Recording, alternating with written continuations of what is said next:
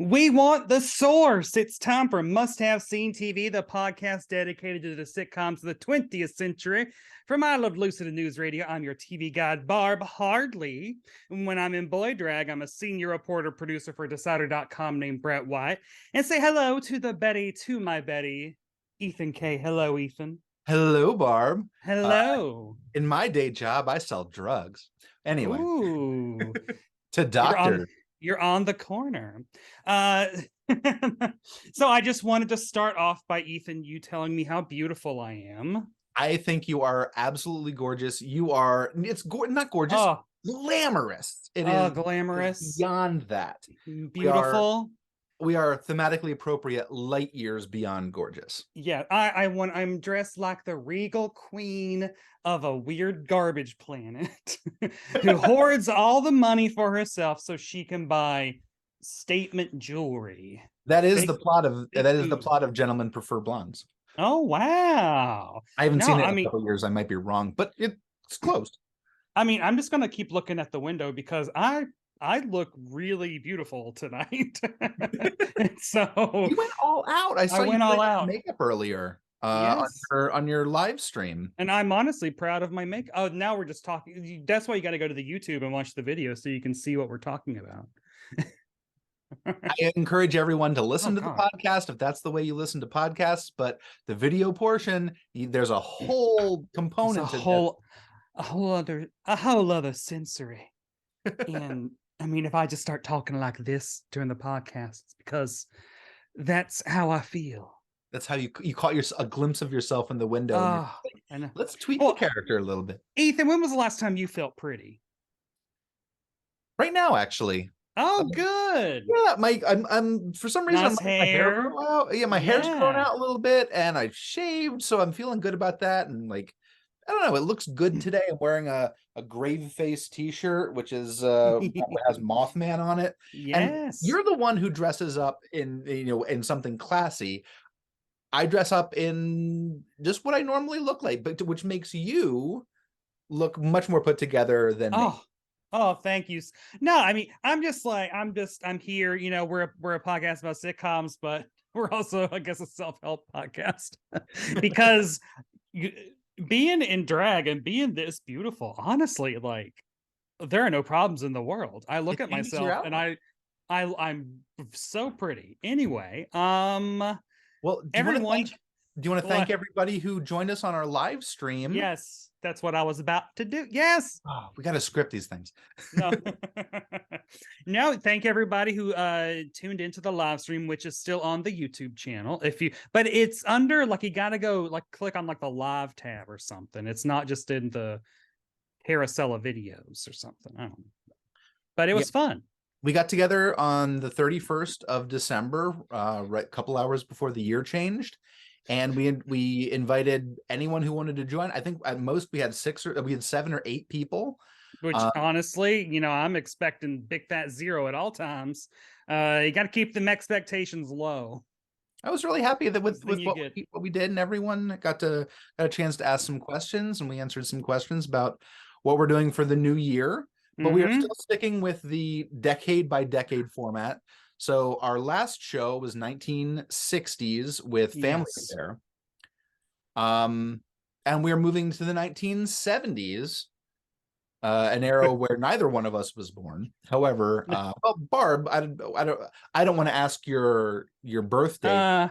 Called the 70s? I mean, well, my debut sitcom actually started the 1978 season, so I was born in about 1950 or so, I would say. Or 1984. Who knows? Depending on what conversation we're having with who.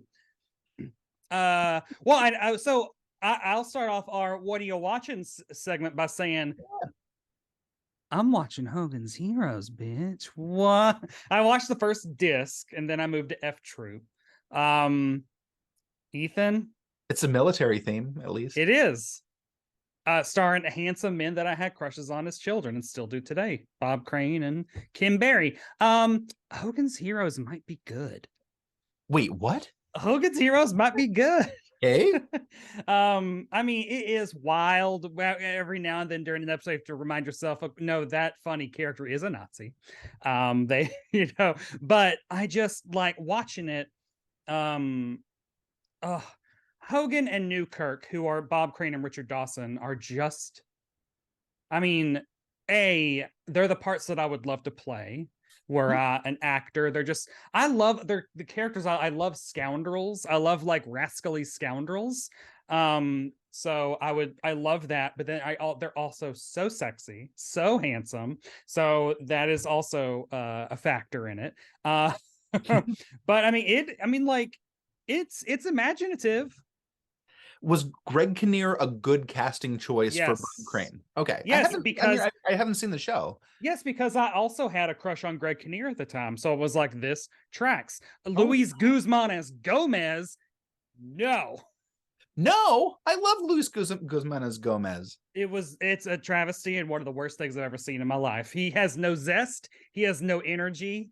It's awful. I hate it. I love him in everything he does. He's good in everything else, and I think he could have been a good Gomez if he was directed differently.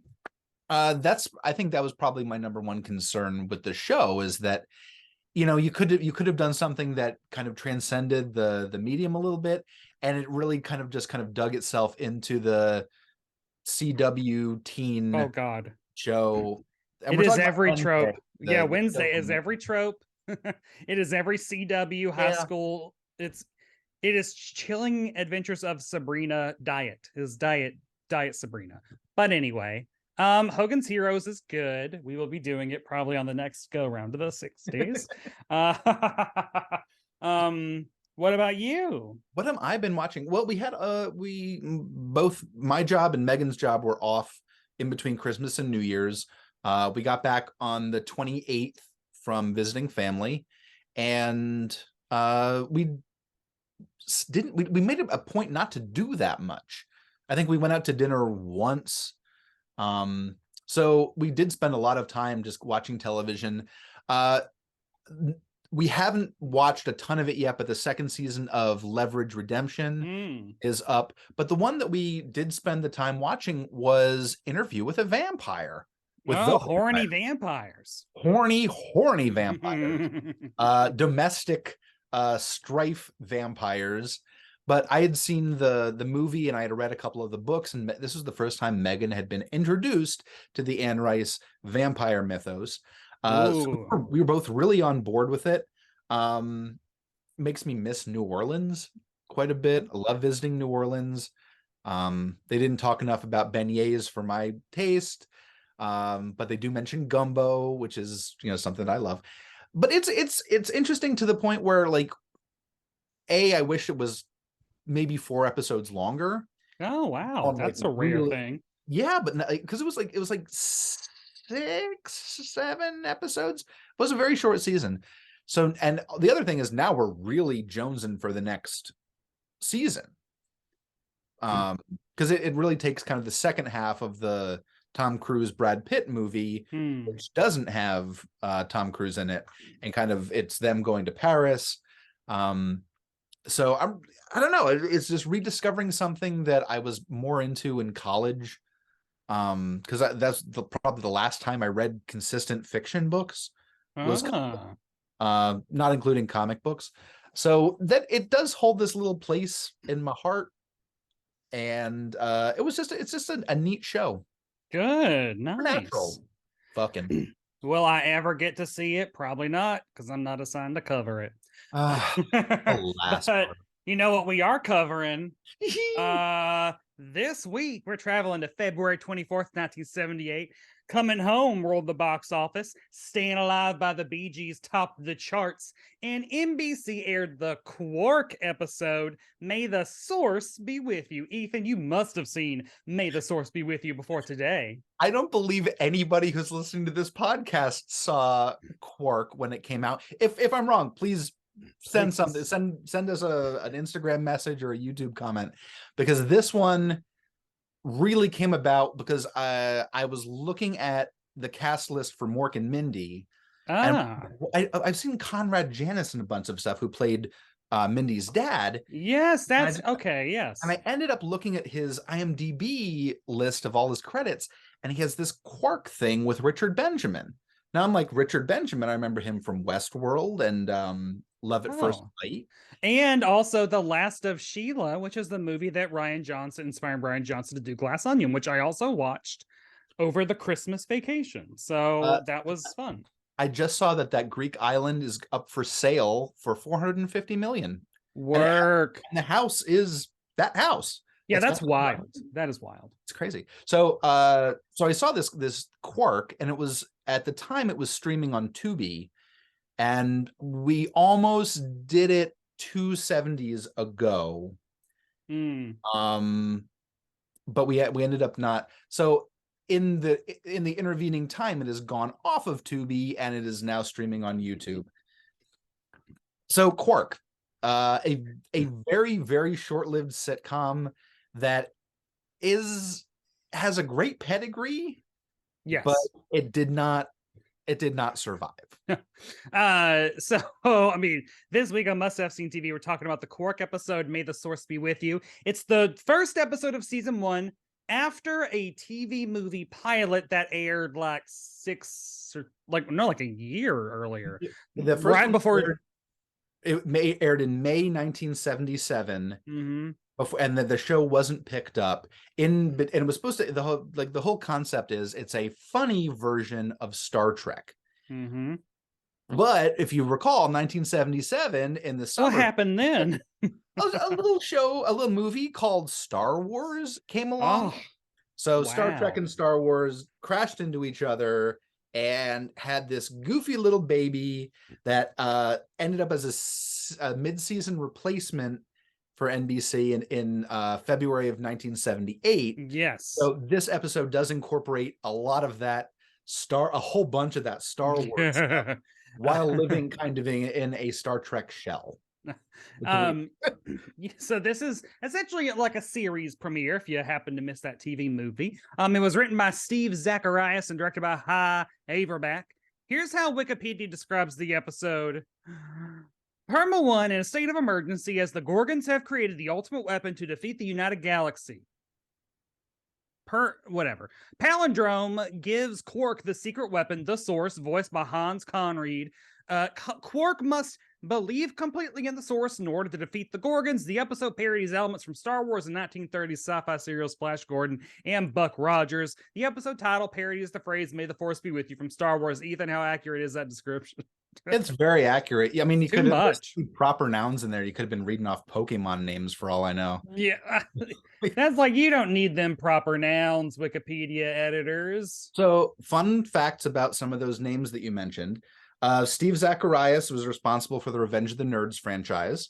Oh, okay, that explains some also fun wrote humor. And also wrote In the Army Now with Pauly Shore. I do like In the Army Now. So does my dad. Saw that in the theater with Jury Duty. If Pauly Shore was in a movie, I was going to be seeing it in the theater. My dad was a huge fan, so he watched Biodome. He watched it, Jury Duty, In the Army Now, Encino Man. So big fan. It was directed by Hi Averback, who did a lot of TV, but he also directed a movie that I enjoy called I Love You, Alice B. Toklas. Peter Sellers, where Peter Sellers is a very stuffy British dude, and he meets a young free-spirited hippie who gives him a marijuana brownie, and he totally changes his entire life. It's a very strange movie, but it's a lot of fun. Yeah. So I'm trying to I'll couch this whole thing in saying that when I first watched Star Wars in Christmas Eve going from 1990 into 1991. And because my parents had gone away, they'd gone to the Rose Bowl, or they'd gone to Orange Bowl. They went to whatever college bowl game happens on New Year's Eve, New Year's Day. And they left me with my sister's boyfriend. My sister's 12 years older than me, so he was an adult. And he showed me Star Wars on, I guess, the first night of the weekend. And I lost my mind. And then he showed me Empire Strikes Back, I guess, the next night. Or it might have been both of them back to back. And then Empire Strikes Back ends the way Empire Strikes Back ends. And so we then went to the Video Depot in Hendersonville, Tennessee to look for Return of the Jedi, which had been checked out. It was not there. And he instead got Battlestar Galactica, to which I was like, I'm not having none of this. Fuck this. Where is, I need to find out, is Darth Vader his dad? I'm sorry, I can't eat the Hydrox. I must eat Oreos. Yes, I'm an Oreo baby. But little B notes to myself. My parents had in fact recorded Return of the Jedi off of HBO at some point in the past, and it was sitting in our entertainment center. And then I watched Return at some point. But all that to say, kids, children, 1986 to about 1994 is the only dead zone of Star Wars in the history of the planet Earth since it happened. And so I had like a good 3 to 4 years with Star Wars where I was the only person I knew that knew what Star Wars was. And I had to rely on getting old toys from The Great Escape and reading the hand-me-downs because my sister's boyfriend gave me all of his Marvel Star Wars comics. Ooh. So I have those still. Even in bad condition, those are worth some money. Yes. They're one of those things that if I see them for like a couple bucks, I'll snatch them up, even though I might not even read them, but they are like their choice books. So like, because I was so starved for Star Wars, anything that was remotely resembling Star Wars, there was a Journey to the Center of the Earth TV movie that came out in the early 90s that I was obsessed with the one time I got to watch it. There was Space Above and Beyond, which was a Fox TV show that was created by I think Darren and Glenn Morgan from X-Files, and I was obsessed with that, and it went away really quickly. Like so a thing like Space Cases on Nickelodeon, created by I think Peter David and Bill Mumy, obsessed with all this stuff. So this would have been up my alley had I been, completely.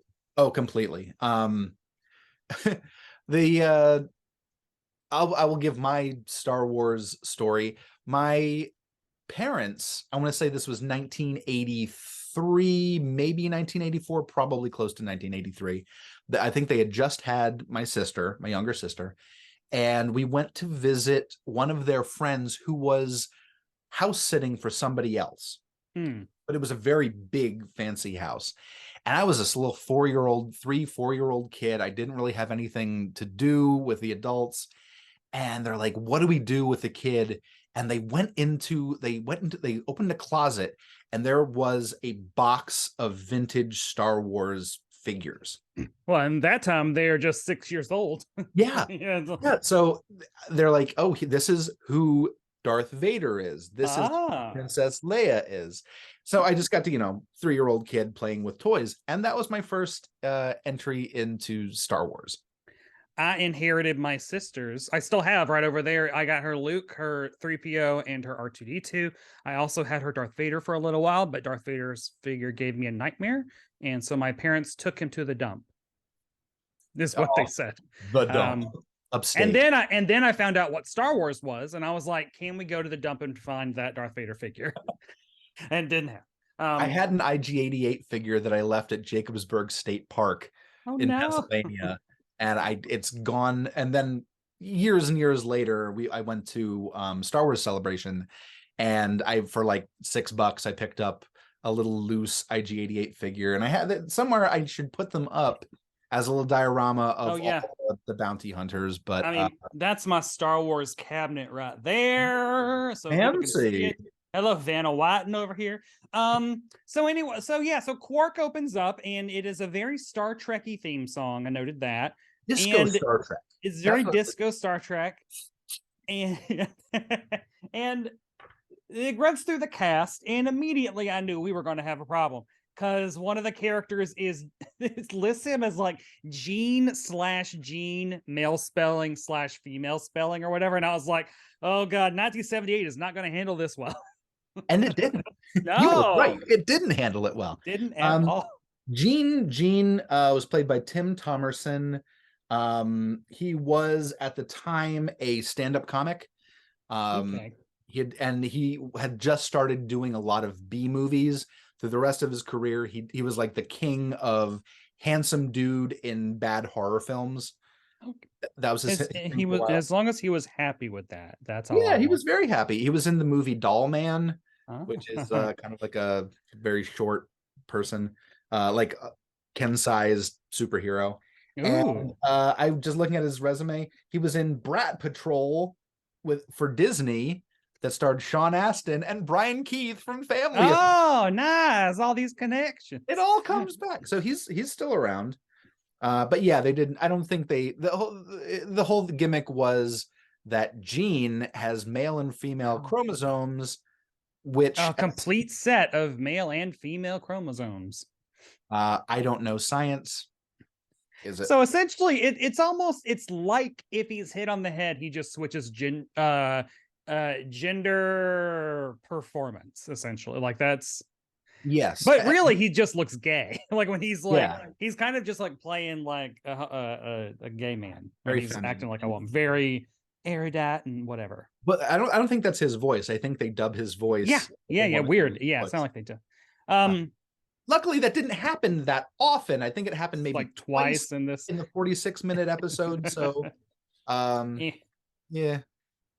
And I love that I will comment on this while as Barb Hartley. I'm doing it respectfully. The rest of the episode, it was very influenced by Star Wars. There were scenes that were cut out of Star Wars. But we can go. The episode opens, and now this is not like a normal sitcom. First of all, it is twice as long. But second of all, it is plot. It is a lot of plot and a lot of jokes. And so my notes will be airing more towards plot, because that's usually when I'm taking notes. I usually am writing down plot stuff. And since there isn't much in normal sitcoms, I have time to write down jokes and like things I notice. But this was like, okay, there are a lot of characters. So it opens up and everyone is in a rush because Perma 1? Perma 1, that's the name of the ship. It's basically Yavin 4. Like, it's like, oh my God, this basically the Gorgon's spaceship, which is a Death Star, is like popping off. It's on its way. The Gorgons are analogs of the Klingons. The head Gorgon is played by Henry Silva with a very big Darth Vader style. Who looks like Chevy Chase. Who looks like made out of leather and mahogany Chevy Chase. Like he looks like weathered, sitting in a bar in the 70s with the smoke coming at him, Chevy Chase. He smells like cedar and like scotch. Yes. But not like a drunk scotch, just a classy thing. Henry Silva actually passed away last year. He was around during kind of like the big movies to TV changeover. He was in The Manchurian Candidate. He was in Ocean's 11, the original. He was in Dick Tracy. If you remember that.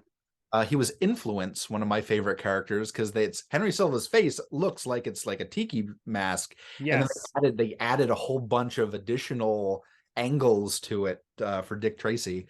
But he just passed away last year.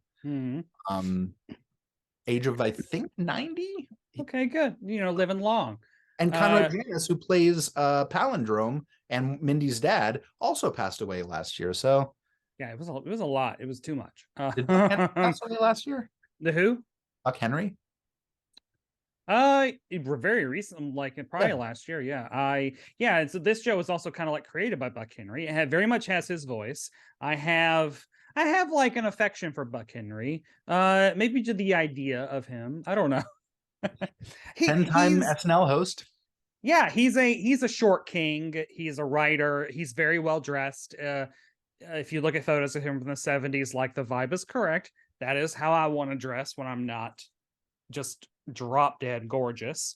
So I mean, I respect him. His humor is all over this. He was definitely head right in this episode, I think. Yeah, I don't think any of the jokes really go for anything ambitious, but they're cute jokes. Yeah, it's that really like puns and like really like rat-a-tat-a-tat-a-tat-a-tat kind of like rhythm of it. We get a message. So in order to find out what's happening with Perma 1, they get a message from the head, which is a big giant head. And now I'm like, did Third Rock from the Sun rip off Big Giant Head? Probably. Actually, that's a really funny reference because we never actually see the Big Giant Head, but it is incoming message from the Big Giant Head, which is a fun reference to this, which it might be. Which is the character is a head with the body blacked out, so they probably threw a black sheet over the actor, and then they a huge light bulb style prosthesis with gigantic eyebrows to mask all the seams, and that is the head of the galaxy, the good guy galaxy, the head. He's the president of like the United Galaxy of America or whatever. And so basically, like, well, Quark, you're gonna go, fuck up this Gorgon ship. And he wrote, yeah, what am I gonna do? Ram it with my souped up garbage ship? And I was like, oh, that's funny. It's like Millennium Falcon. But there's like, no, he actually is in charge of the garbage. Like, that's actually his job. He was not being funny there. Yeah, that's his whole thing. He's paranoid that he has no weapons to fight Henry Silva in this giant Death Star, which is also the shape of like Darth Vader's head. It's like a red Darth Vader head. Yeah. So they're like, well, we're gonna give you the greatest weapon of all, and bitch, it is the Source. The Source. And the Source is, when they give it to him, it's kind of a silver sphere, which is kind of like a cooking dish. And it's in a dark room. Haven't used it in 200 years. What is the Source? Don't use it to wash your portholes. I wrote that down. Yeah, that's a joke. I don't know. It's a weird joke. It's a sailing kind of joke. So they open it up. They get the whole cast there together. So you've got Jean. You've got these characters called the Bettys, where they are two blonde women. Your Suzanne Summersy, your Farrah Fawcett, like, that's the vibe. They're twins, played by Patricia Barnstable and Sib Barnstable. Oh, they're played by twins. They're played by twins. Patricia's notable for being Miss Kentucky at one point, and the two of them were Doublemint twins. Doublemint ads. Oh, well, and of all the timing, that is what on Drag Race season 15 there is a set of twins called Sugar and Spice, and they're TikTok stars, and they're like as big as my pinkies. This is them right there. And they are they're exactly what you think. They're modeled after Bratz dolls, but one of the queens keeps calling them the Doublemint twins. I think it's Malaysia Baby Doll Fox keeps calling them the Doublemint twins. And I'm like, I know that no one under 30 understands this reference, but I'm living for it every time she says it. So. If you don't know what they are, they were an advertising campaign for Doublemint gum, where Doublemint had wintergreen and spearmint mint in their gum, and they double the flavor, double the fun, something. Yeah, Doublemint gum.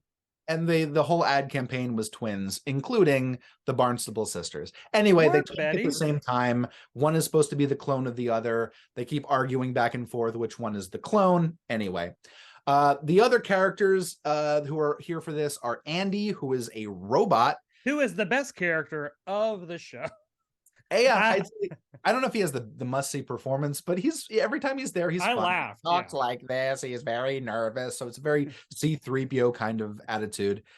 And Ficus, who's kind of the Spock character. He's the Spock, and he's a plant, but he's a person. He's just like a dude, but he's also a plant. Yeah, he just constantly commenting on, oh, humans do this thing. Well, plants do this thing. Unfortunately, the actor passed away like right after the show stopped. Oh wow. Oh god. Okay. Airing. He was very young. Anyway. So the very first, so like they get the Source, like, cool, we're gonna pop off, we're gonna go and confront the Gorgon, who was not the X-Men's Gorgon, because there's an X-Men villain named Gorgon, and there's also an Inhuman named Gorgon. Gorgon is a popular thing. It's from Greek mythology. Mythology, baby. It's so public domain. You don't have to pay for it. We are Winnie the Poohin' over here. I am wearing a red shirt and no pants. Hell yeah.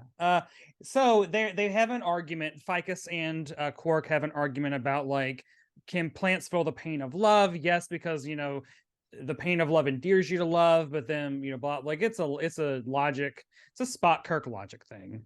Yeah, and it's just a little bit of throwaway character gaming. Yeah, it's like, a couple bars of a drum solo. You're like, oh, okay. Okay, that was that. Cool. We're gonna see that a couple more times this episode. I did like Gorgon, they want to blow up Sparta, and they get close to this planet named Sparta, and they're like, we're gonna blow you up, and they're like, please, no, you're not. And then they're like, yes, we have we're going to. And then there was like a beat, and then the voice from Sparta is like, just give us a minute to move our things out of the palace. Because they see how big the Death Star because they're like, oh, there's like a weird red planet out there, like that's us. Let's give us a minute to move things out of the palace. I liked that. I like that one. I wrote that one down. I said Andy is a robot, cheap as hell. He's like a robot made of boxes. Yeah, he looks kind of like the Lost in Space robot if I made him. Yeah. And also Gene wants to kill everybody. Gene is very about killing Gorgons. That's his motivation for every scene. I want to kill people. I want to kill Gorgons. It's weird. So he has a scene up at like the deck of the ship or whatever, and then he goes through the slide, because in order to get from the top deck to the command center, you do like a little McDonald's place slide. And when he gets out the other side, he is acting like a woman. Like his mannerisms and the voice they've dubbed over him is a woman. And I mean, they could have done without it. I don't know. I mean, it's a very, that's the thing about a lot of these characters, is that they're good jokes for a sketch. For one SNL sketch, you can get some jokes out of the smart aleck plant, the clones who are not sure who, or trying to convince that they're the first one or whatever. A whole series, you need to start layering, because that gets sweaty. Those are not good premises for longevity.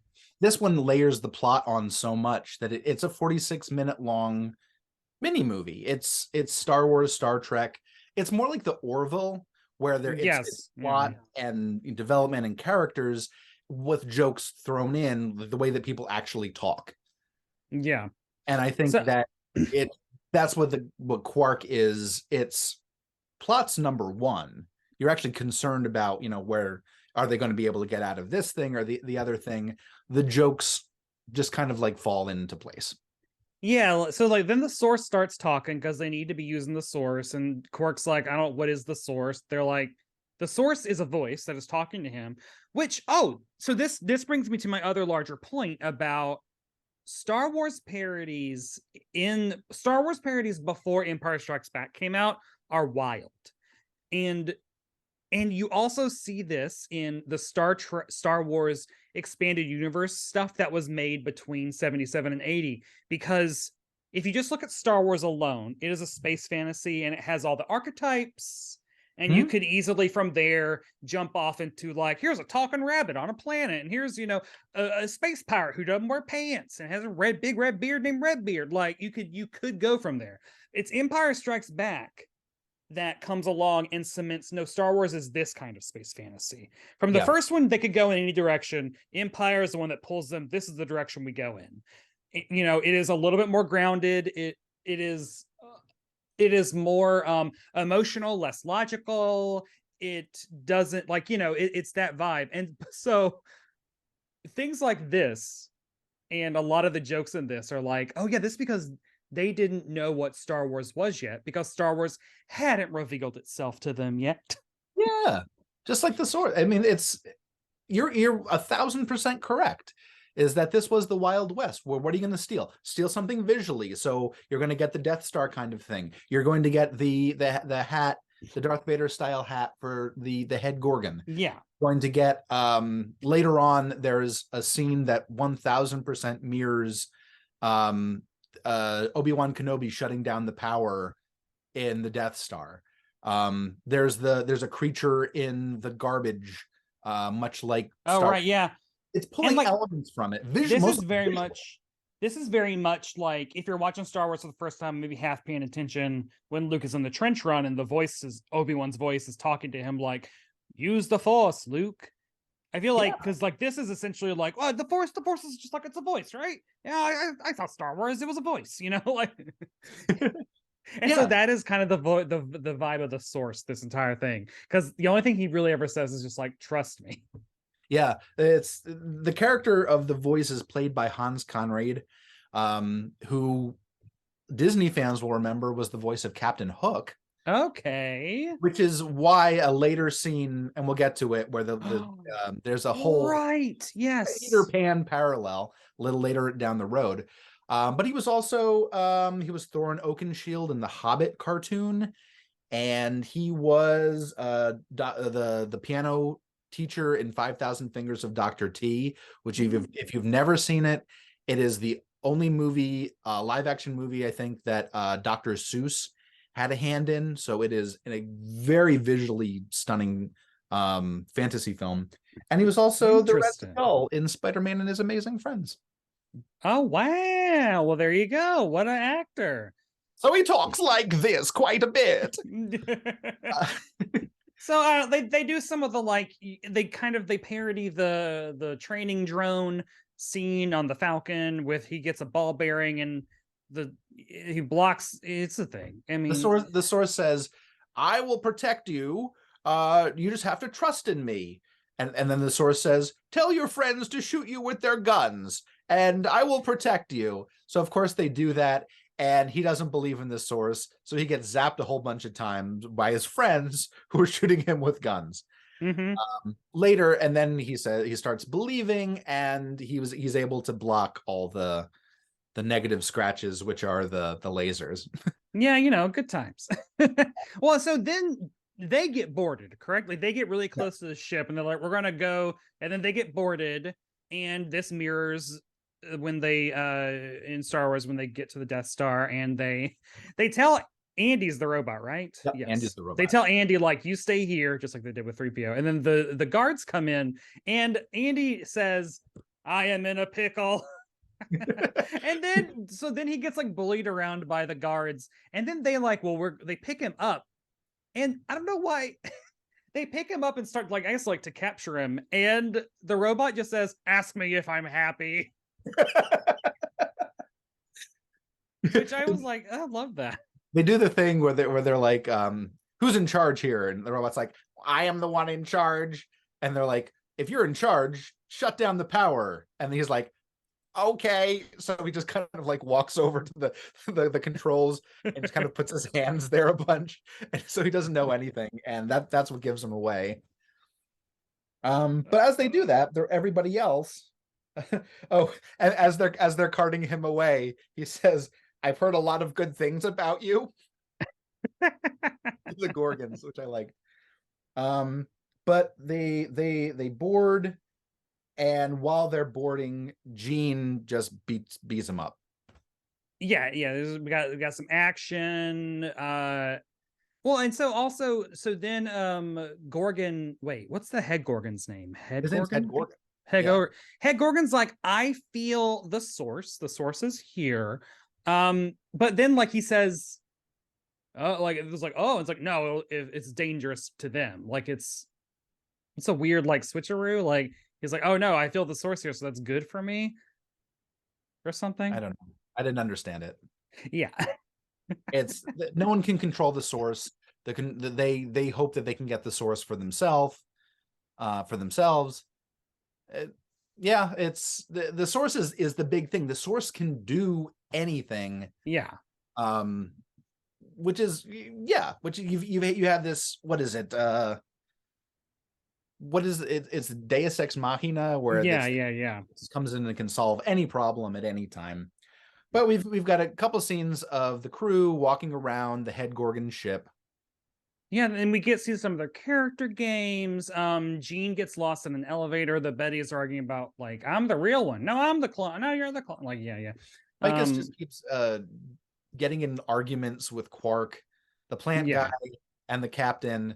kind of just get into these verbal sparring and arguments. I need to make sure we reiterate this. He ain't Groot.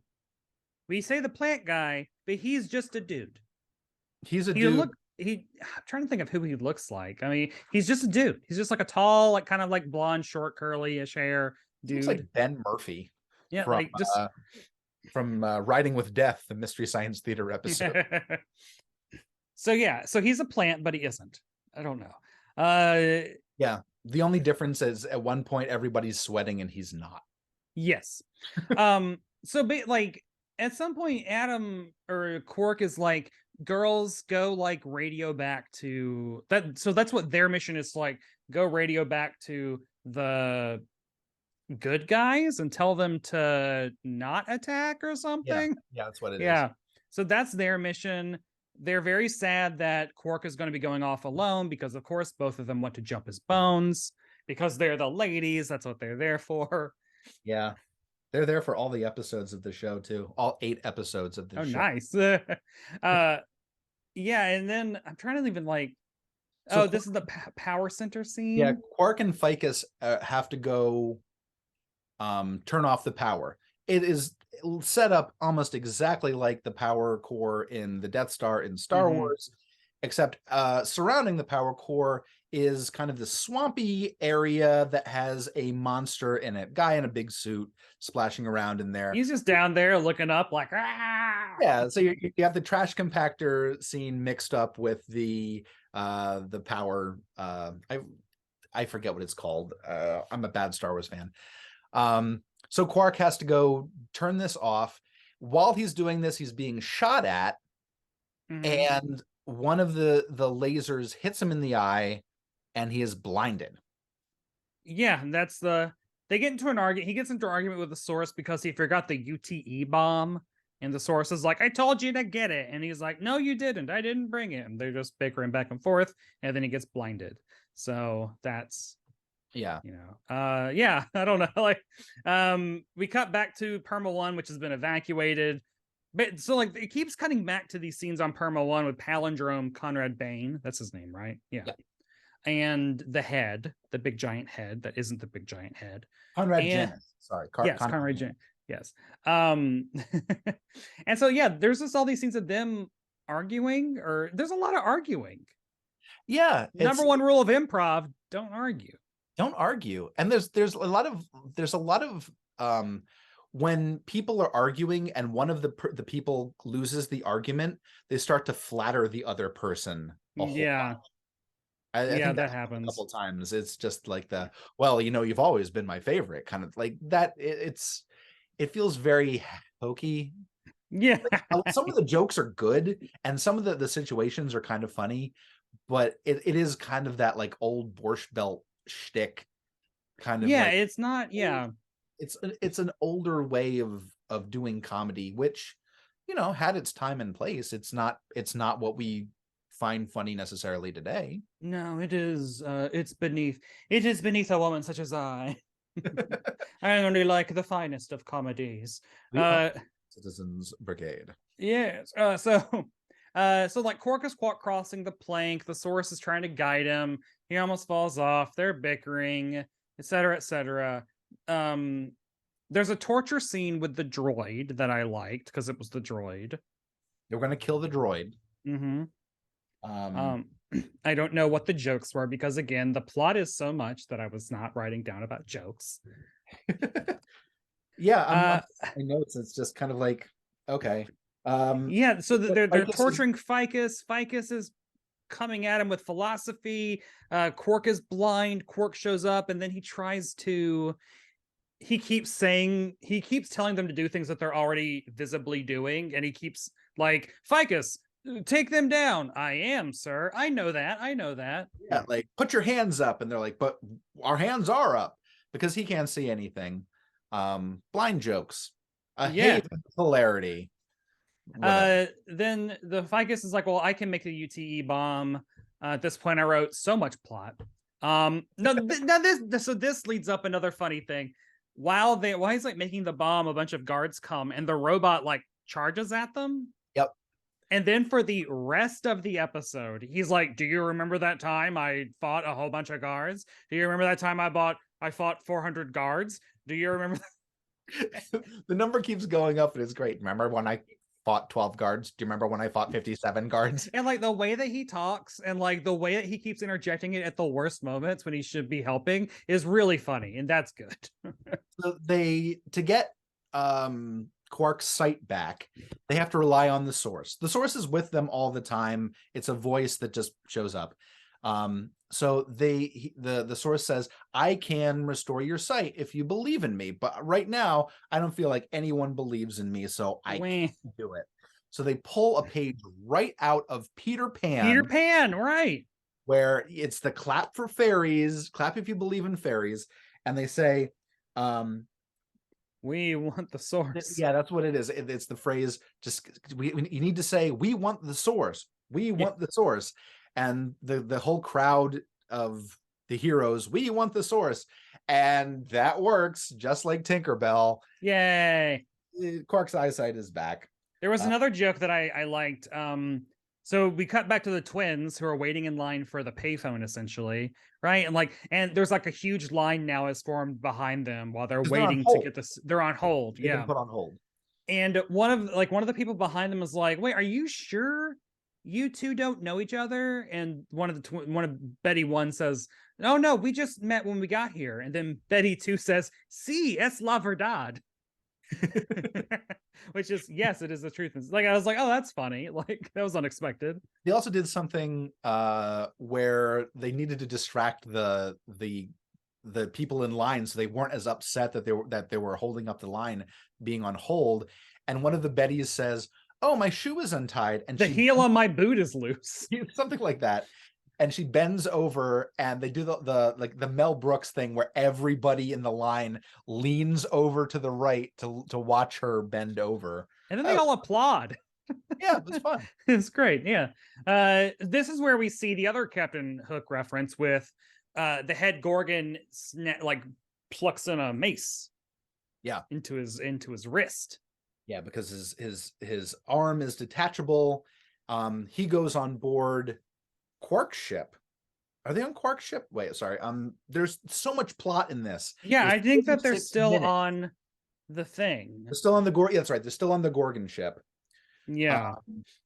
And Henry Silva, as the head Gorgon, does replace his hand with a big, good-looking prop mace. Mm-hmm. I want to say that was had a good really texture. Fine mace. They did good with that. And there's a fight where Quark fights the head Gorgon. There's a really cool intro that I did not see coming in a show like this, but the head Gorgon gets into the battle by all of our heroes have all been reunited, right? And Jean has been in a fight or something, and Quark is running over to get him, and then as he's walking backwards from the top left corner of the TV screen, the mace just swings down and crushes a table or something, and then all of a sudden he's in the shot, and I was like, oh, that was really yeah, because on a show like this you would expect the door would open and he would step through I have a mace now, we shall duel. But having him leap out like that, I was like, oh, there's peril here. That was fun. This is, I would say, it's kind of on par with original series Star Trek. Yeah, definitely not the Star Wars caliber, but it is. No. It's few things are, darling. So they fight for a while, but they had planted the UTE bomb, so they only had a couple minutes to get out of the ship. Head Gorgon swings the mace, and it sticks into a wall. This is classic. Mm-hmm. Sticks into the wall. Quark runs, and the ship blows up. The ship blows up, and then they're on it, but then all of a sudden the Gorgon sends them a message because actually I got on my escape ship. Yeah, in the 30 seconds that it it took you to get back to your ship. And Quark just seems kind of he's just kind of inconvenienced by it. He doesn't really seem. Now, they are obviously setting up a return of Head Gorgon at some point, but as the show only lasted 8 episodes, Henry Silva did not come back. no. Oh my goodness. It was a mid-season replacement, and those are, we'll goodbye. never know. We will never know what the head Gorgon, what horrors he could have wrought. So sorry, I just caught myself in. The head Gorgon. He was terrifying. Good. My betrothed Gorgon man. Okay, I'm sorry. Then they're back at Perma 1, and Palindrome is like, I never lost faith in you, Quark. I didn't try to undermine you while you were gone. It's all good. The head then says, we are going to promote you to a commander. Out of garbage, baby. Which is no, he was going to be promoted to an actual position. He doesn't have to be in charge of the garbage anymore. It's what he's wanted. But then he says, oh, sorry, Quark, your crew has to stay here. You're being promoted. They're not being promoted from the garbage ship. And he says, I would rather stick with my crew than get this promotion. So I'll stay the captain of this garbage ship. And then disco music. The head's like, cool. Yeah, and then that's that. Well, no, then he's like, wait, no, you're supposed to. No one believes me. He's supposed to say no. Then everyone can come along with me. What the hell? Which I thought was like kind of funny. Thing. Like he was bluffing, and the head like called his bluff, maybe without even knowing it. And then he leaves. He walks down the hallway. He goes the wrong way. He's just like muttering, like, no, he's supposed to say this, and I'm supposed to say that, and then that's it.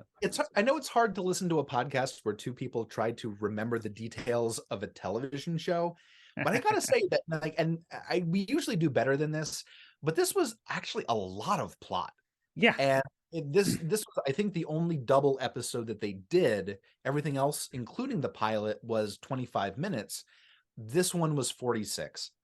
And there was also so many characters, and like they were going for it, baby. It's a sitcom. It's still a sitcom, but there was a laugh track and everything. It was a lot more situation than comedy. Quite a bit of situation. Oh goodness, are you ready for some must-have facts that I forgot? I forgot to look up what the ratings were for this debut, which honestly I'm very interested to know, and I totally forgot. Well, at the same time, it only lasted 8 episodes, so they couldn't have been fantastic, despite the fact that this show was nominated for Primetime Emmy for like special effects or makeup or something. Costumes. Okay, yeah, I was like, these performances aren't getting Emmy nominations. Not at that time. And so the NBC Friday night lineup that this aired as part of is interesting. So it was an hour-long Quark Friday night, kicking it off on NBC with Quark, and then we got a 2-hour Rockford Files episode. Why was it 2 hours? Because it was the episode that introduces Richie Brockelman, Private Eye. 2 hours. And then Richie Brockelman Private Eye spinoff then becomes the Quark Richie Brockelman, and then that gets canceled after 5 episodes, and Rockford Files comes back. So it was a special night mid-season at NBC, and it all didn't last long. It just sounds like they were really desperate. NBC was at that point. Yes, and one of the newspapers that I saw literally had a big feature on Quark, because it was debuting that night, and so it was talking about how it had debuted in 1977, how Richard Benjamin was like up for a movie role, and when he did the pilot, and he was like, well, I guess I'm not going to do that movie role because this show might get picked up, and then that didn't happen. And so then it eventually came back. But one of the subheads, like one of the was called Desperate for Comedy. Oh, NBC Desperate for Comedy. So yes, they were. Yeah. So yeah, and they only had this comedy for 7 episodes. Yeah, 7 more. Not much comedy. There was okay comedy. I would say that this was better than Family Affair. And I know we're going to get a whole bunch of people complaining about that because Family Affair actually has a lot of fans. The dead child episode of Family Affair is worse than this. Yes. Now we can watch a funnier episode. There's a challenge. Family Affair fans, tell us what episode to do. Gauntlet dropped. We will come back to it.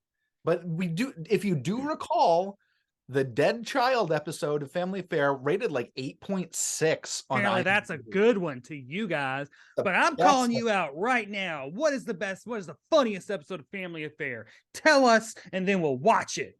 And maybe we'll eat our words, but I bet you're actually going to be eating our words with your ears. That's the science of podcasts.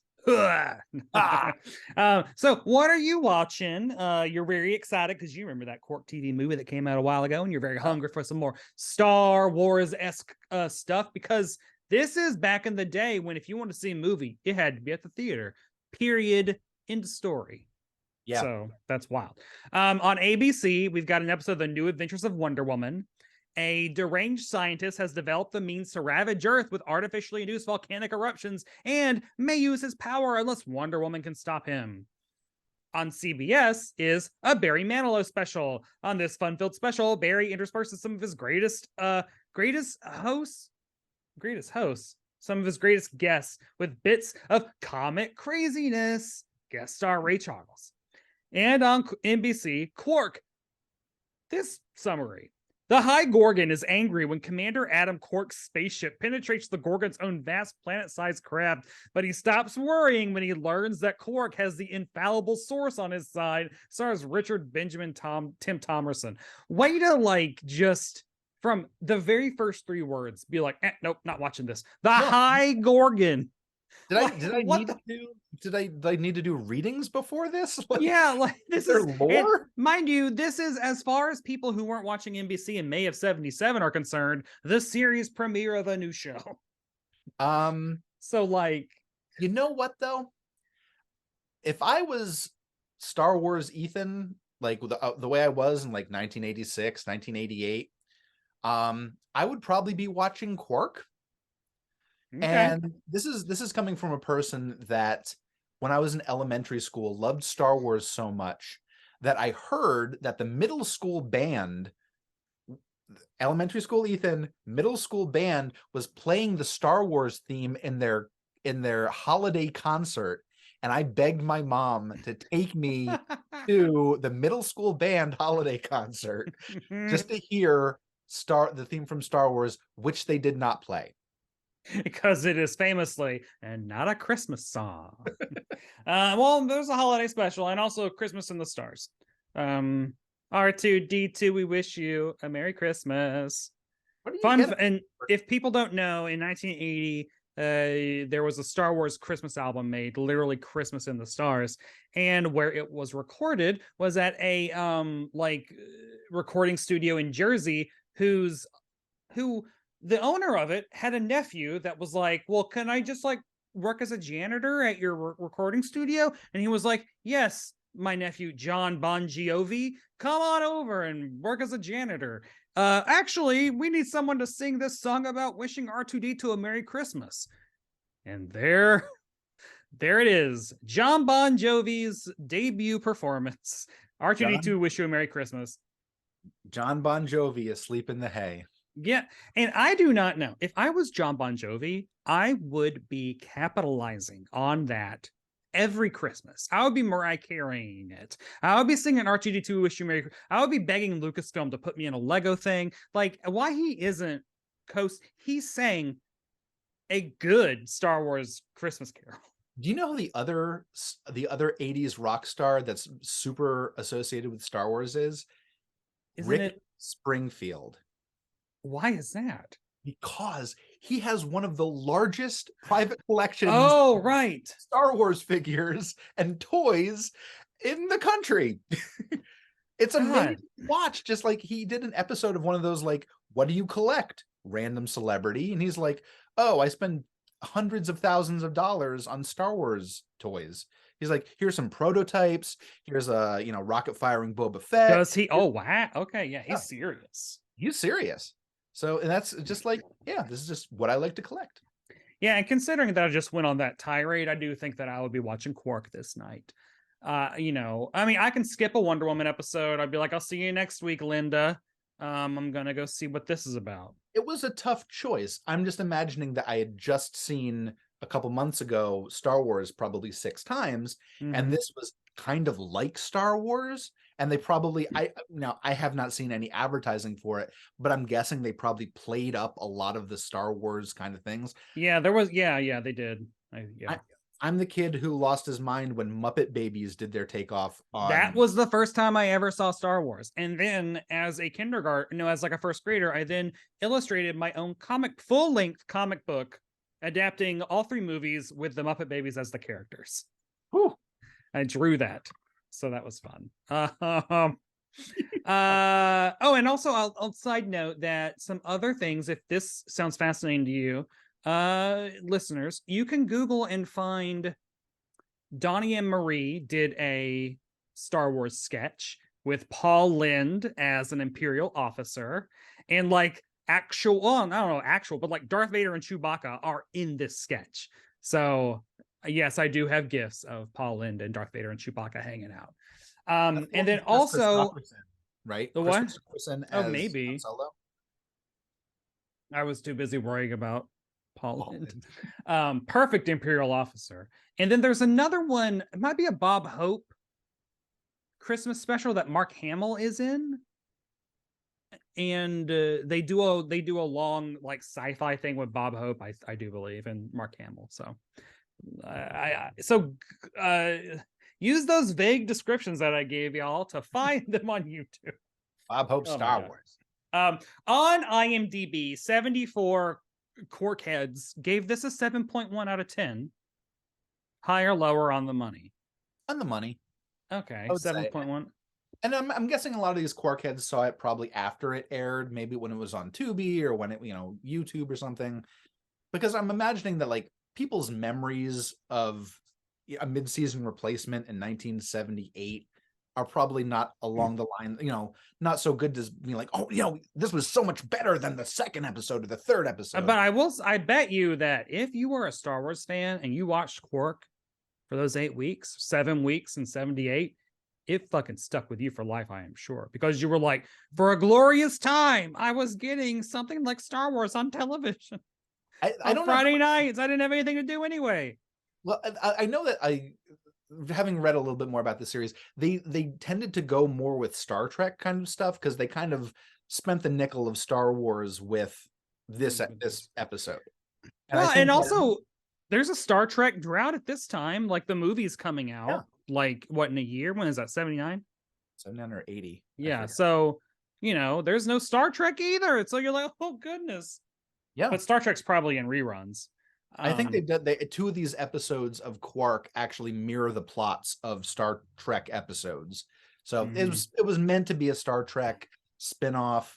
It's before Buck Rogers. That's 1979.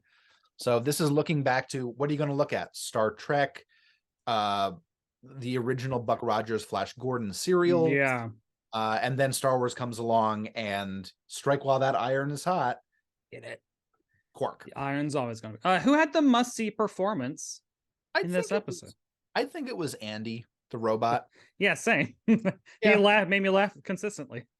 There were times where he was acting very immature, but there were also, he actually, I think, had more of the good lines. Oh, yeah. All of the good lines were him. Icon. Yes, Andy, work. And must other people see this episode? I think if you're a Star Wars fan and want to see the impact on pop culture Star Wars had, you could watch some of this. Yeah. If you were interested enough to watch the Donnie and Marie Star Wars parody, like Star Wars fans, like, look, I'm Star Wars. I have the Brazilian ripoff of Star Wars, Tramps in the Planet Wars, where it's the plot of Star Wars done with 3 or 4 hobos. Ooh. I'm into it that much that I have like weird you find weird stuff like that. Hardware Wars. I've seen like several. Like when you're into that kind of stuff, you want to see what other people do with it. So I think that this, if you're a Star Wars fan, check it out. You'll be like, oh shit, this music sounds like William Star Wars stuff. Yeah. this plot point was just like Star Wars. If you care enough about Muppet Babies Star Wars, Legit.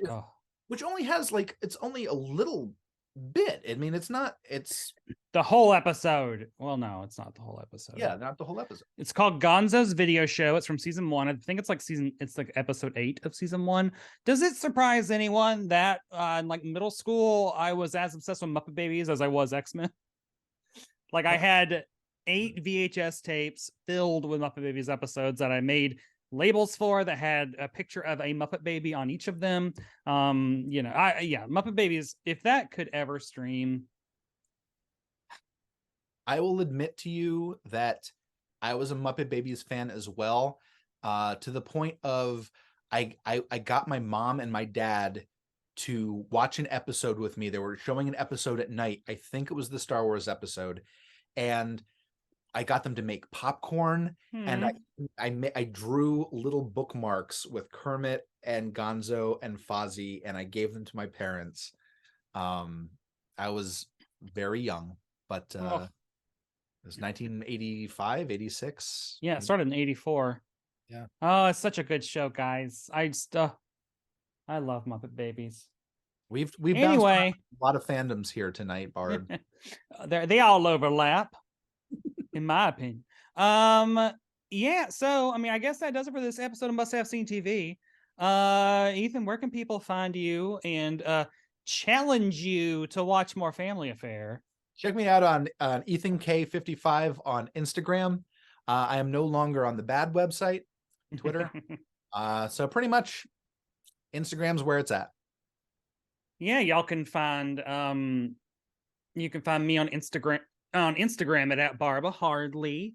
You can also go to YouTube and find Barb Hardly's channel. You can watch the Christmas special that I made. It is an honest to God Christmas special. It's 15 minutes long, and I don't care if it's January 7th. Put a lot of work into it. You're gonna watch. And I will, and also, I mean, I'm going to be doing drag in public at some point in February, so I will be letting people know. I'm very excited to have my first drag show. My first, where I'm actually, it is a drag show, and I'm doing a number. I did like a staged reading of a Buffy episode in October, but this is different. Yeah, very excited for this new chapter in my life. Your Christmas special was wonderful, and when you told me that a lot of those bits were improvised, I was impressed. Yeah, I didn't write anything. I just let the camera go and just wrote it as I was talking, and then would suss it out, which made me think that honestly I could do very well at Drag Race, because a lot of these girls can't do that. So follow me on Instagram at Barb Hardly. If you like following handsome boys, you can follow at Brett White on Instagram. And please leave comments anywhere that you interact with us. Talk to us. We'll read it on the air. Leave reviews, etc., etc. We just want interactions. If you want more live streams, we can make those happen at some point, I'm sure. And thanks to Acast for hosting all this mess and all that stuff. Is that it? Oh god, I'll have to figure out how to turn it off while I'm wearing a glove. We'll be back with an episode from the 80s. Probably when you get back, you have a business trip on the horizon, so we'll be able to record that once you get back. And we'll holla at you later. Bye, everybody.